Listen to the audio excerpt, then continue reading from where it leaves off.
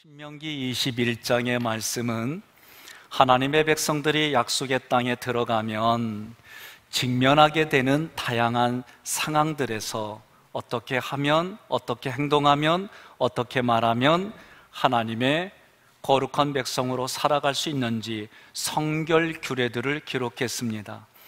이것을 주신 목적은 하나님의 은혜가 필요하다, 왜 구속의 은혜가 필요한지 이런 것들을 깨닫게 해주려고 하나님이 이런 성결 규례들을 기록했습니다. 율법을 다 지켜서 의로워지는 것이 아니라 오직 예수 그리스도의 복음을 통해서만 의로워진다, 그런 내용들이에요. 다만 여러분과 제가 성경을 접근할 때에 윤리 수준에서 접근하면 해석하기가 어려워지고 우리들의 삶에 부딪히는 일들이 생길 수밖에 없습니다. 문자적인 이 말씀이 주시는 내면의 의도가 무엇인지를 알아야 여러분과 제가 신앙에 큰 도움이 되고 그 깨닫게 해주시는 하나님의 은혜를 통해 더 담대히 사건들마다 이기는 줄로 믿습니다. 1절부터 9절까지의 내용을 보면 무죄한 자, 죄가 없는 사람을 죽인 사람의 죄를 속죄해주는 규례예요. 1절 함께 봉독합니다. 내 하나님 여호와께서 내게 주어 차지하게 하신 땅에서 피살된 시체가 들에 엎드러진 것을 발견하고 그 쳐 죽인 자가 누구인지 알지 못하거든. 아멘. 자, 피살된 시체라고 해서 이 피살된 실체는 누구를 말하느냐라고 할 때는 예수 그리스도를 말합니다. 왜냐하면 피살된 실체라고 할 때에 이 히브리어 할랄은 구멍을 내다, 꿰뚫리다, 치명적인 상처를 입다, 그런 뜻이에요. 결국 피살된 시체는 십자가에 손과 발에 구멍이 뚫리고 창의 옆구리를 찔려서 치명적인 상처를 입은 사람이다. 그분이 누구냐? 죄가 없으신 무죄한 예수 그리스도이다, 그 얘기예요. 본문의 문맥상으로 피살된 시체에 대해서 말씀을 하다가 이어서 무죄한 자의 피를 흘린 사람의 죄를 속하라, 그렇게 말씀하는 구절을 봅니다. 너는 이와 같이 여호와께서 보시기에 정직한 일을 행하여 무죄한 자의 피 흘린 죄를 너희 중에서 제할지니라. 아멘. 정직한 일을 행하는데, 누가 보시기에? 하나님 보시기에 정직한 일을 행하는데 그 내용을 보니까 무죄한 자의 피 흘린 죄를 너희 중에서 제할지니라. 아멘. 무죄한이라고 이 단어는 비난, 의무, 형벌로부터 면제된 자를 말합니다. 예수님은 죄가 없으신 분입니다. 죄가 없으신 분이 피를 흘렸습니다. 그래서 예수님이 누구냐? 무죄한 자예요. 죄가 없으신 예수님을 죽이게 한 자가 누구냐? 그들은 반드시 그 죄를 속함받아야 된다, 그 얘기를 하는 겁니다. 죄가 없으신 예수님께서 우리들의 죄 때문에 심판을 받으시고 죽으셨습니다. 예수님 자신도 자신을 이야기할 때에 무죄한 자로 피를 흘렸다라고 말씀하셨어요. 유대인들은 예수님께 하나님의 아들로서 표적을 보여달라고 말씀하셨을 때에 예수님이 너희에게 보여줄 표적은 요나의 표적밖에 없다라고 그랬어요. 왜 요나의 표적밖에 없느냐라고 했냐면, 요나는 신기하게도 선원들이 요나를 말할 때에 죄 없는 사람이다 라고 얘기를 했어요. 우리가 언뜻 생각하면 요나는 하나님께 거역하고 가라고 하는 장소에 반대로 가는 거요. 그런 요나가 성경에 기록되기를, 그리고 선원들이 말할 때는 무죄한 자다. 그러니 하나님 보시기에 그것을 통해서 무엇을 말씀하려고 예수님이 요나의 표적을 얘기하셨을까? 여기에 중요한 단어가 죄 없는 사람이라고 하는 거예요. 요나서 1장 14절로 17절 함께 봉독합니다. 그래서 그들은 여호와여, 죄 없는 사람을 죽인다고 우리를 벌하지 마소서. 여호와여, 당신은 당신의 뜻대로 행하시는 분이시므로 이 사람의 죽음에 대해서 우리에게는 아무 잘못이 없습니다 하고 요나를 들어 바다에 던졌다. 그러자 성남바다가 즉시 잔잔해졌다. 이것을 본 선원들은 여호와를 크게 두려워하며 그에게 제사를 드리고 그를 섬기겠다고 서약하였다. 여호와께서 이미 큰 물고기를 예비하셔서 요나를 삼키게 하셨으므로 요나가 밤낮 3일을 고기 뱃속에 있었다. 아멘. 선원들이 바다에 폭풍우가 이릅니다. 그러면 이것을 해결할 방법들을 찾다 자기들 힘에는 없어요. 그러자 한 가지 방법이 뭐냐? 무죄한 사람을 심판의 바다에 던지면 자기들이 구원받는다, 그 내용이요. 그런데 요나가 어떤 사람이요? 14절에 죄 없는 자다, 그 얘기요. 그러면서도 이들이 뭐라고 말하냐? 죄 없는 사람을 죽인다고 우리를 벌하지 말아주세요. 우리는 아무 잘못이 없습니다. 말이 안 되는 얘기예요. 그런데도 하나님은 그것을 받아주시는 거예요. 이것을 통해서 예수님이 지금 그 당시에 살고 있는 사람들이 예수 당신이 하나님의 아들이라면 표적을 보여달라고 말할 때에 예수님이 하시는 말씀이 너희들에게 보여줄 것은 요나의 표적밖에 없다. 그래서 요나의 표적을 예를 들어보니까 요나는 무죄한 자다. 무죄한 자가 바다에 빠져 죽음으로 그 배에 있던 사람들이 심판의 바다에서 구원받는다. 요나가 배에 탔던 모든 사람을 대표로 죄인이 되어서 심판의 바다에 던져졌. 요나가 물고기 뱃속에 사흘 있었던 것처럼 예수님도 무덤에서 사흘 동안 있다가 부활한다, 그 얘기를 하는 거예요. 요나는 무죄한 자로 피를 흘리신 예수 그리스도를 예표합니다. 무죄한 예수님께서 우리들의 죄 때문에 피를 흘리셨으므로 우리가 무죄한 자의 피를 흘리게 된 죄인들이다, 그 얘기요. 그럼 우리 죄인들이 어떻게 해야 속량을 받을까? 어떻게 해야 구원을 받을까? 그 얘기를 지금 신명기 21장에서 또 얘기하는 거예요. 3절에 무죄한 자의 피를 흘린 죄가 어떻게 속해지느냐? 무죄한 자가 피살당한 장소에서 가장 가까운 성읍의 장로들이 아직 부리지 않은 거, 일로 사용하지 않은 암송아지, 멍에를 매지 않은 암송아지를 취하여서 골짜기에 물로 끌고 가서 송아지의 목을 꺾을 때에 하는 얘기가 제사장들에게 7절 우리가 살인을 하지 않고 보지 못했다고 고백하도록 한 거예요. 마치 선원들이 무죄한 자를 죽이는 죄를, 우리는 죄를 짓지 않았습니다, 그 얘기와 지금 같은 모습이에요. 8절 무죄한 피를 주의 백성의 머물러 두지 마소서, 이렇게 외치라고 한 거예요. 우리의 생각 속에는 이해가 안 되는 문장 구절들이고 역사입니다. 그러므로 무죄한 자의 피를 흘린 사람이 누구냐라고 할 때는 나요, 내가 무죄한 예수 그리스도를 죽였어요, 그렇게 얘기하는 겁니다. 그런데 그 죽음을, 예수 그리스도가 죽은 것이 나의 죄 때문에 죽었다, 내가 그를 죽인 그 죄가 십자가에서 피를 흘리신 것이고 그것을 믿으면 내 죄가 용서받는다, 그런 말씀을 지금 구약에서 그들의 죄도를 통해 복음을 이야기하는 겁니다. 무죄한 자가 피살당한 장소에서 가장 가까운 성읍의 장로들은 무엇을 뜻하느냐? 장로라고 하는 것에 지금의 장로로 여러분 접근하면 정말 어려워져요. 이때의 장로는 무죄한 자를 죽인 사람들의 옆에 있는 가장 가까이 있는 사람들, 한마디로 말하면 죄인이다, 그 얘기요. 성도들은 순결하신 예수 그리스도가 인간의 죄를 희생하셨음을 믿고 그것을 증거하여 무죄한 자의 피를 흘린 자들이 속함을 받게 한다, 그 얘기입니다.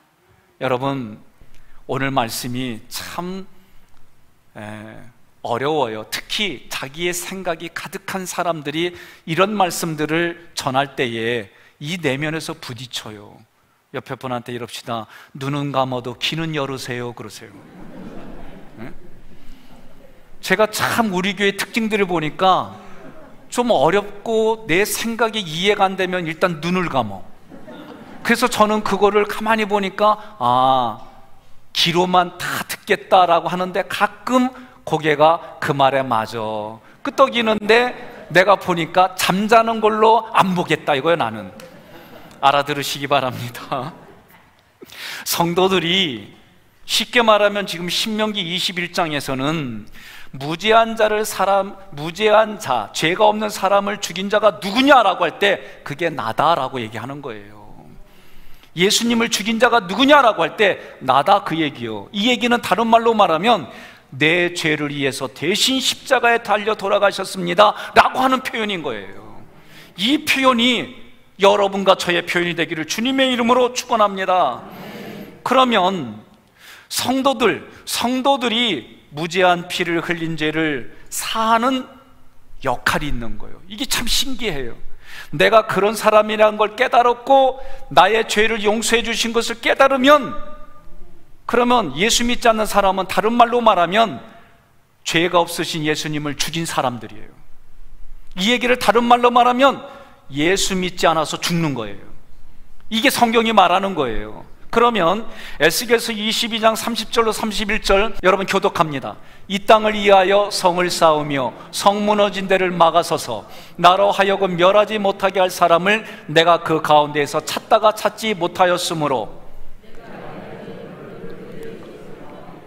하나님이 에스겔 선지자에게 주신 말씀이에요. 무슨 얘기냐? 하나님이 이스라엘 백성을 그들을 멸하려고 하실 때에 그래도 하나님의 뜻은 뭐냐? 이들을 멸하는 게 아니라 살리는 거지.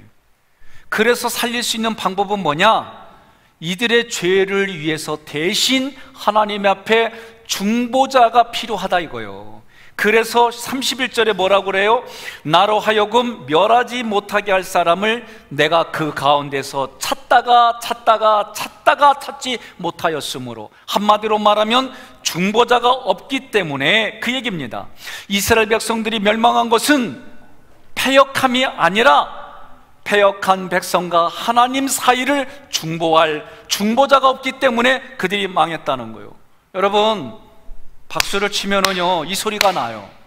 다른 사람보다도 유난히 제 박수 소리가 되게 큽니다. 커요. 왜 그러냐면 제가 어려서부터 농촌 내 농사일을 돕다 보니까 제 손이 굳은 살이 의외로 많아요. 그러다 보니 이게 다른 사람보다 좀 두껍게 들려요. 그래서 어떤 분들은 제가 앞에서 열심히 박수 치면 짜증난대요. 너무 커가지고. 그러든지 말든지. 여러분, 박수 치면 소리 나죠? 박수는 치는데 소리 나지 않는 방법은 이러면 되는 거예요. 그죠? 싸우는 거는 두 사람이 똑같아서 그런 거예요. 옆에 분에 그러세요. 네가 싸운 거는 똑같아서 그렇대 그러세요. 예? 그렇다고 연세 드신 분한테 니라고 그랬더니 큰일 납니다. 여러분, 뭘 얘기를 하려고 하느냐? 한쪽이 싸움을 피하면, 여러분, 그래서 성숙한 사람들은, 세상에서도 성숙한 사람들은 그런 싸움들을 무시해버려요. 성숙한 사람들은. 근데 성숙하지 않은 사람들은 뭐요? 그거를 마음에 품고 반드시 그걸 해결하려고 그래요. 이 차이점입니다. 하나님이 예수 그리스도를 통해 이들을, 또는 사람을 통해 하나님을 보호해 주려고. 모세가 뭐라고 그래요? 하나님이 가증한 이스라엘 백성을 멸하려고 할 때 모세가 내 이름이 하늘의 생명책에서 빼지는 한이 있더라도 주님 이들을 용서해 주세요.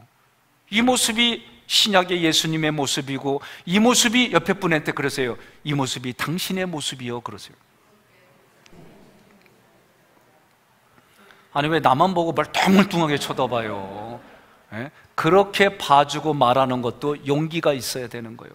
힘이 있어야 그 얘기가 되는 거예요. 하나님은 이스라엘의 죄를 사하시고 긍휼을 베푸기를 원하셨어요. 그러나 무죄한 자의 피를 흘린 죄를 중보할 자들이 없어서 멸망할 수밖에 없었던 거예요. 니느웨 성이, 소돔과 고모라 성이 왜 망했어요? 예? 이런 의인, 이런 중보자 10명이 없어서, 10명은 그 도시의 최저 단위예요. 그 사람이 없기 때문에 멸망했다. 성경은 일관되게 말하는 거예요. 10절부터 14절 포로된 여자를 아내로 삼고자 할 경우에 정결 규례를 적었어요.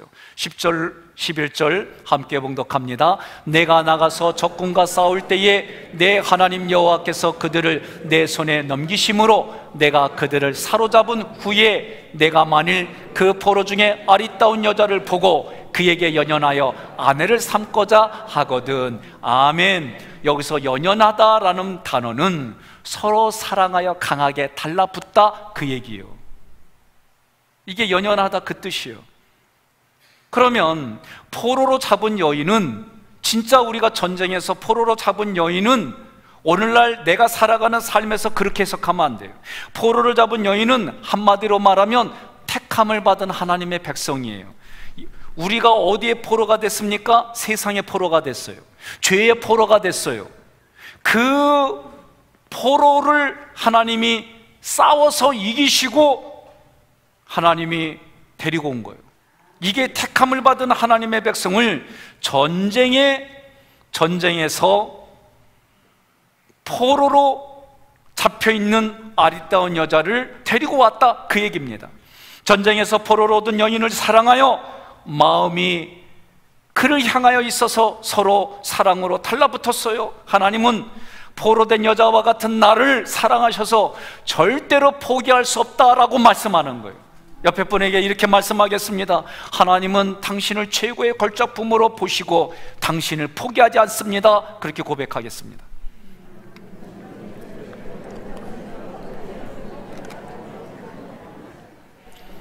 그러면 포로된 여인이 어떻게 하면 남편이신 하나님과 연합할 수 있을까? 12절로 13절 교독합니다. 내 집으로 데려갈 것이요 그는 그 머리를 밀고 손톱을 베고. 아멘. 여러분, 여인들이 손톱을 치장하면은 손톱이 길어요, 짧아요? 길어요. 매니큐어를 이쁘게 칠하고 거기다가 뭐 붙이고 이런 거를 요새는 아트라고 또 그래요. 어찌됐든 손톱을 길게 길러서 자기를 드러내는 거예요. 자, 이 말씀의 구절은 여자가 머리를 밀고 손톱을 깎는다는 것은 자기를 치장하지 않는다는 거예요. 중학교 때 두발 규제가 있었어요. 그래서 기르면 학생부장 선생님이 가히 갔다가 고속도로를 막 냈어요. 이 경험이 없으시군요. 다들 그냥 모범생으로만 살으셔가지고. 그래서 머리를 깎이면 그냥 창피해가지고 얼른 가서 머리를 그 표시 안 나게 막 깎으려고들 그랬어요. 여성들도 우리나라에 사회적으로 두발 규제가 있을 때 남자뿐만 아니라 여자분들도 막 잘랐어요.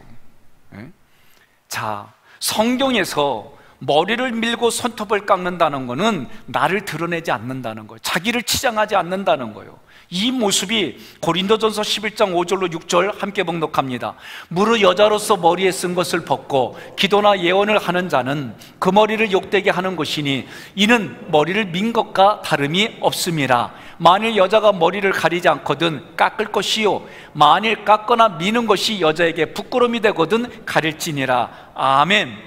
이 당시에 헬라나 유대인들에게 여성들이 머리를 길게 풀어 헤치고 다른 사람들과 희덕거리고 그런 모습은 그 당시에는 남자를 유혹하는 모습으로 간주했어요. 그래서 그런 사람은 누구냐라고 할 때 창녀다라고 그렇게 인식이 되어 있어요. 유대 여자가 머리를 가리지 않고 머리를 늘어뜨린 채 대중 앞에서 자신을 드러내고 유혹하는 모습으로 서 있다면, 결혼한 여자가 그랬다라고 한다면 이혼 사유에 해당되는 거예요. 옆에 분에 그러세요. 좋은 세상 살고 있어. 우리는 그래요. 그지요? 예? 머리를 작게 깎는 게 아니잖아요. 아줌마 머리를 뽀글뽀글해도 뭐라고 하지 않잖아요. 예? 남자처럼 스포츠로 깎아도 뭐라고 하지 않아요. 그런데 이 당시에는 이혼당할 사유예요. 그거를 유책이다라는 단어를 써요. 유책이 있는, 이혼을 당할 책임이 있는 사람은 이혼을 소송할 수가 없는 게 이 나라 법이에요. 그러므로 여자가 머리를 밀거나 손톱을 깎는 것은 나를 치장하지 않겠다, 나를 드러내지 않겠다, 다른 사람의 눈길을 끌지 않겠다, 그런 모습인 거예요. 그런 의지예요. 이 모습은 다시 말하면 성도이신, 포로로 잡힌 여자를 성도인 우리는 신랑이신 예수 그리스도만 사랑하고 내 마음을 예수에게만 쏟겠다라고 하는 표현인 거예요. 여러분, 포로된 여인처럼 성도들은 세상의 마음을 빼앗겼어요. 세상을 향하는 마음이 있었어요. 그런 마음을 하나님께로, 예수님께로, 성령께로 돌려서 신랑이신 예수님과 연합하는 이야기를 하는 거예요. 바른 성경으로 신명기 21장 13절 함께 봉독합니다. 그 여자가 입고 있는 포로의 옷을 벗게 하고 내 집에 살면서 그 부모를 위하여 한 달 동안 애곡하게 한 후에 내가 그 여자에게 들어가 그 여자의 남편이 되고 그 여자는 내 아내가 될 것이다. 아멘. 포로의 의복이라고 하는 것은 한마디로 말하면 옛사람을 말하는 거예요. 포로의 의복을 벗긴다는 것은 옛사람을 벗어버리라는 거예요.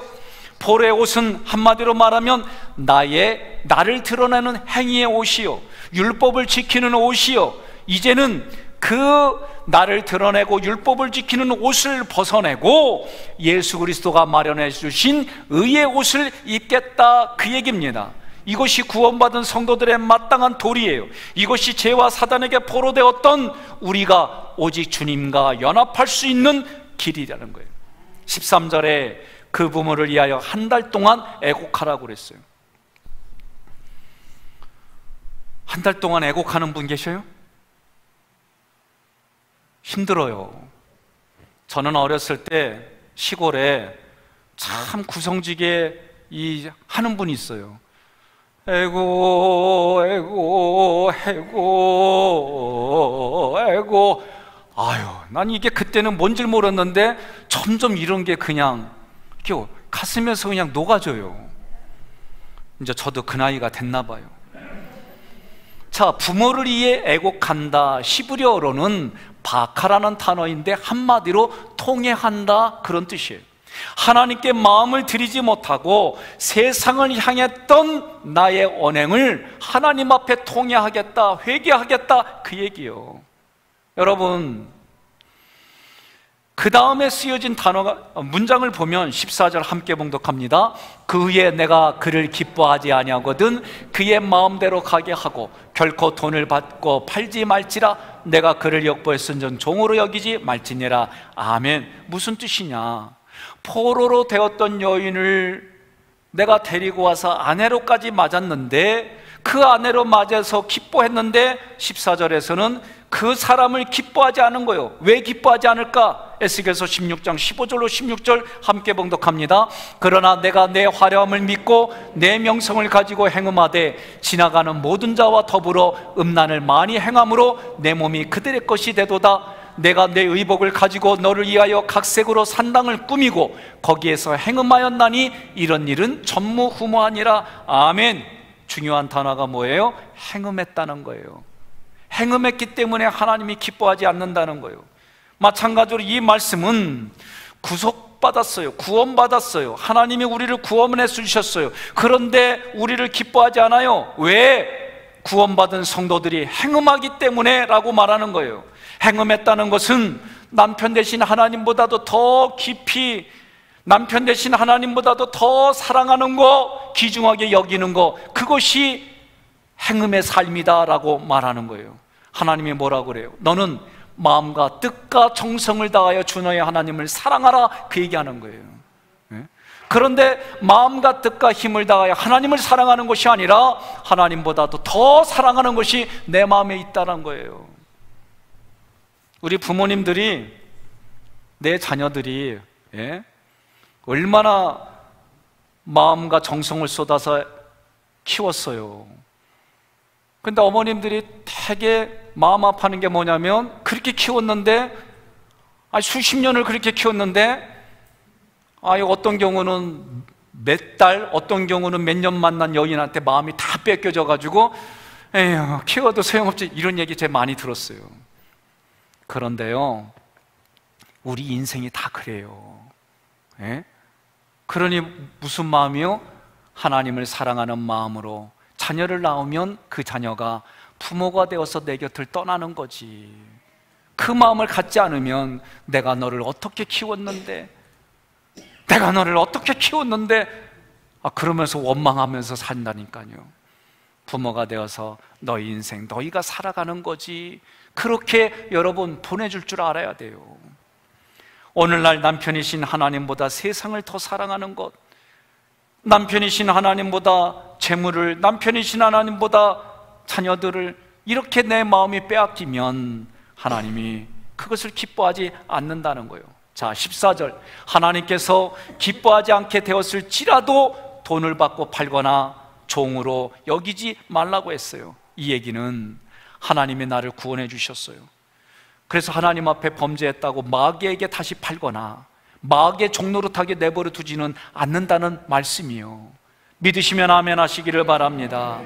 언제든지 하나님은 오랫동안 기다려주는 거예요. 네? 우리의 이성을 초월해서 기다려주는 거예요. 우리의 논리를 초월해서 기다려주는 거예요. 여러분, 제가 한번 질문할 테니까 잘 보세요. 목사님 아들이 있죠? 큰애가 예찬이지. 예준이, 미안해요. 예찬이가 둘째요. 그러면 예준이가 목사님 말을 100% 다 들었지? 안 들었어요? 그래요? 그럼 목사님은 아버님 말을 잘 들으셨지? 100%. 뻔뻔하게 100% 안 들었다고 얘기해요. 그건 저도 마찬가지예요. 예? 여러분, 제가 이 말씀을 서두로 얘기 꺼내고 다음 구절로 넘어갈게요. 15절부터 17절까지는 어떤 거냐? 하나님이 이렇게 예화를 들은 겁니다. 어떤 사람이 두 아내를 두었는데 하나는 사랑을 하고 하나는 미워하는 상황이에요. 사랑을 받는 아내와 미움을 받는 아내가 둘 다 아들을 낳았어요. 그런데 아들을 낳았는데 먼저 나온 아들은 미움을 받는 자의 소생이에요. 이렇게 될 때에 장자권을 사랑하는 사람에게 주지 말고 미워하는 아내의 아들일지라도 그 아들에게 장자권을 주고 2배의 몫을 주라고 하는 내용이 장자권에 대한 규례입니다. 이게 지금을 살아가는 우리에게 어떻게 이게 복음으로 들리느냐, 이런 내용입니다. 하나님의 장자는 누구냐? 예수 그리스도예요. 그런데 그 예수 그리스도를 통해서 우리에게도 뭐라고 불러주냐면 아들이라고 불러주는 거예요.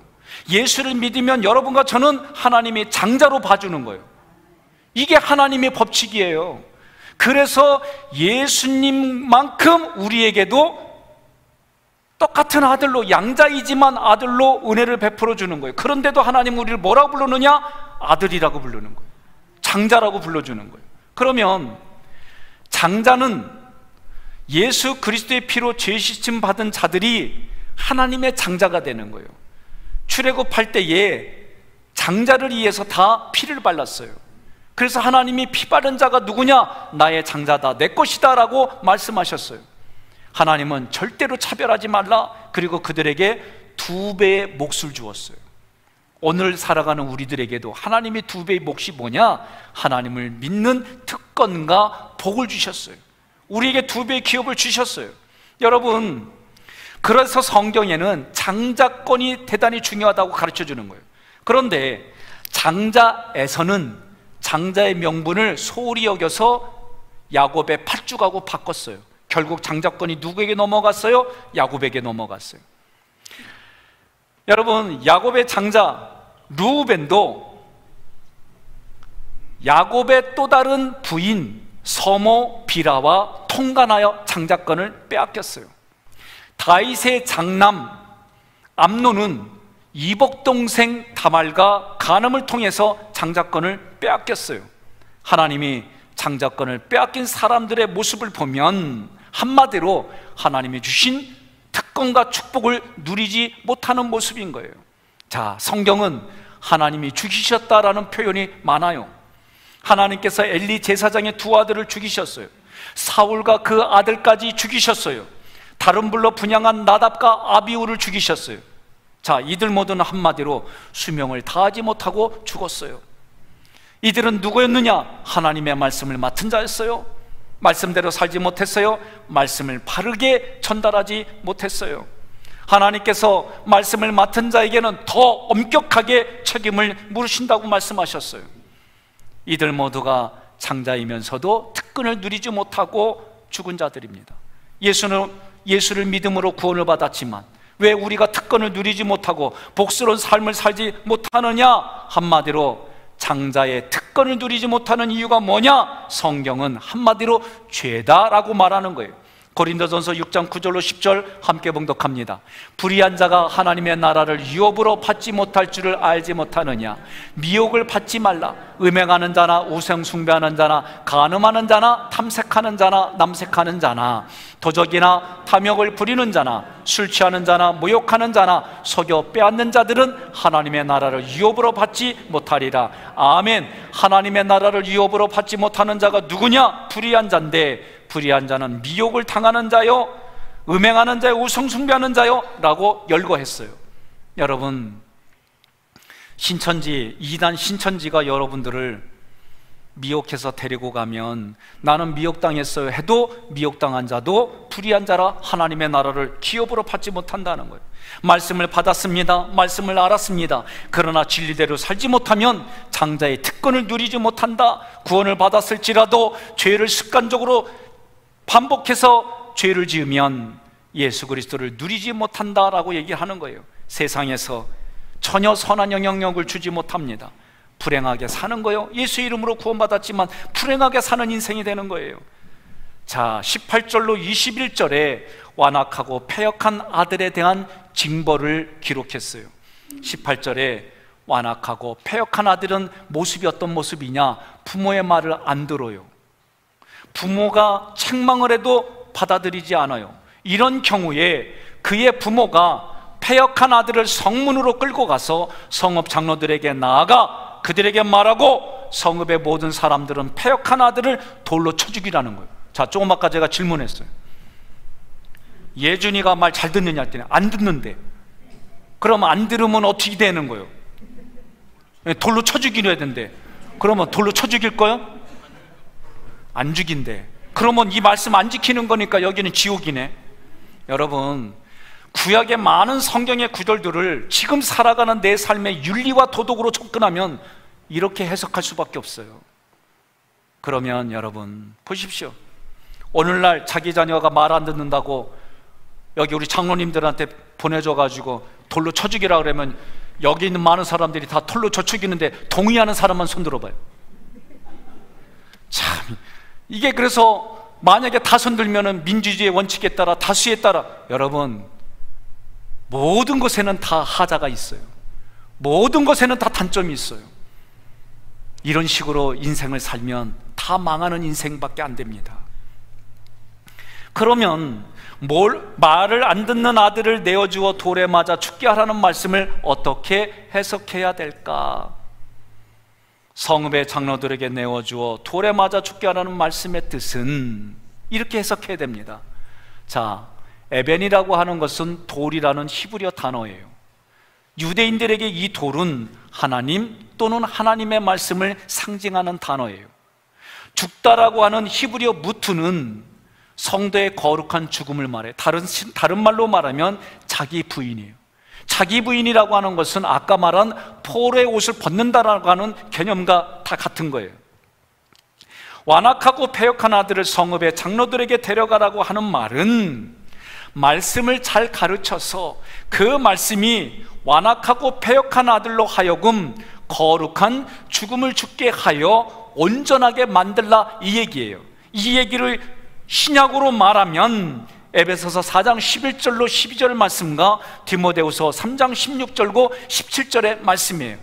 자, 말씀 찾아서 함께 봉독하겠습니다.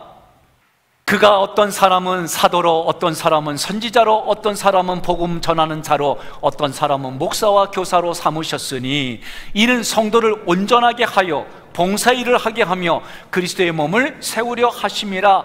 모든 성경은 하나님의 감동으로 된 것으로 교훈과 책망과 바르게 함과 의료 교육하게 유익하니 이는 하나님의 사람으로 온전하게 하며 모든 선한 일을 행할 능력을 갖추게 하려 함이라. 아멘. 중요한 것은 우리 마음이 먼저 온전해지는 게 중요한 거예요. 그래서 하나님이 중심으로 보는 게 어디냐? 마음이에요. 이 마음이 온전해져야 되는 거예요. 그러려면 어떻게 해요? 아침에 일어나자마자 성부 하나님 앞에 하나님께 나의 모든 것을 드립니다, 이렇게 고백하는 거예요. 예수님을 내가 양식으로 삼겠습니다. 그러고 성경 말씀을 읽어가며 오늘도 나에게 주시는 말씀입니다. 매일매일의 삶의 시작이 그렇게 돼야 되는 거예요. 성령의 세미한 음성을 내가 기억하겠습니다. 기억나게 하고 깨닫게 해주는 성령님을 의지합니다. 이렇게 아침에 일어나서 여러분이 선포해야 되는 거예요. 저녁엔 어떻게 해야 됩니까? 오늘 내가 가장 불편했던 것을 기록해 보십시오. 그리고 기록한 것을 보면은 내가 이런 것 때문에 이렇게 마음이 불편했나? 그런 게 보여요. 그리고 3번의 감사를 적는 거요. 그리고 오늘 가장 행복했던 것을 글로 적어보세요. 그리고 하루를 주무시면 여러분의 인생이 달라집니다. 그래서 여러분, 목회자가 어떤 마음을 가져야 되느냐? 열왕기하 2장 12절에 보면 엘리사가 엘리야의 모습을 보는 거예요. 그러면서 엘리사가 엘리야에게 뭐라고 하느냐? 내 아버지여, 내 아버지여, 이스라엘의 병거와 마병이여, 부르는 거예요. 열왕기하 13장 14절에 보면 이스라엘 왕 요아스가 엘리사가 죽어가는 모습을 보며 뭐라고 부르느냐? 내 아버지여, 내 아버지여, 이스라엘의 병거와 마병이여 하매. 여러분, 저도 때로는 마음이 불편할 때가 있지요. 왜 없어요? 자녀들 키우면서 불편할 때가 있지요. 그런데도 그 아이를 품고 가는 것은 내 아들이기 때문에, 내 딸이기 때문에 여러분들이 품고 가는 거예요. 목회자가 된다고 하는 것은 자녀를 낳은 그 마음으로, 부모의 심정으로 하는 거예요. 여러분들이 때로는 목사님 그렇게 불러줄 때에 때로는 여러분들이 기도나 표현들을, 태도를 보면 영적인 부모와 같이 그렇게 대하는 모습을 볼 때 저도 마음이 힘들 때, 그렇지, 내가 부모지, 내가 너의 아빠지, 내가 너의 엄마지, 이런 마음이 다시 내 마음에서 올라오면서 한 번 더 참아주고, 2번 더 참아주고, 계속 참아주는 마음이 생기는 거예요. 제가 뒤에 계신 김 목사님을 비롯해서 다른 목사님이 다 마음에 드느냐? 그렇진 않아요. 그러나 마음이 불편해가지고 얘기하려고 그러면 이 사람들이 목사님 하면서 때로는 제 마음에 들게 또 이렇게 행동들을 해요. 그러면서 불편했던 게 사라지고 그러는 거예요. 우리 인생에 누구든 다 여기에 공감하고 그런 인생을 살아요. 오늘 하나님이 나에게 부모가 되어주셔서 나의 그런 죄진 부분들을 하나님이 기다려주고 또 기다려주고 기다려주는 그런 진리를 여러분 깨달으시기를 주님의 이름으로 권면합니다. 22절로 23절에 나무에 달린 저주받은 자를 기록했어요. 이 말씀은 여러분 한번 생각해 보세요. 죽을 죄를 범했다고 해서 돌로 쳐 죽여서 나무에 매달아 놓는다? 그 당시에 이것이 이들의 관습이고 율법이에요. 그러면 이 말씀을 통해서 우리에게 주시는 메시지가 뭐냐? 첫째는 저렇게 죽을 수밖에 없는 자가 나다라고 고백하는 거예요. 예? 그런 모습이 나다라고 고백해야 되는 거예요.